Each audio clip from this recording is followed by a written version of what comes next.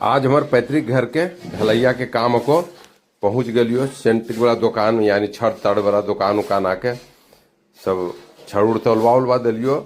Ring तिंग जे भी होबो है सब ले लियो। ओकर बाद देखो हमार सब मजदूर लोग भी आ गलथिन अपना छड़ तड़ ले जाए ले। सब छड़ ले जा रखी क्योंकि पहले तो ढलैया में छड़े जरूरत है। छड़ उड़ जीते करते चढ़ते रिंग उंग बनते उनते ओकर बाद है ना कोई काम होते। ओकर बाद सब अपना छड़ ढो ढा के घर पहुंचा दिलखू। ओकर बाद मिस्त्री जी देखो मशीन से काट रखुआ छड़ उड़ नापी लेला के बाद कितना लंबा मोटा कितना चौड़ा रहते उतना नापे पड़ो है।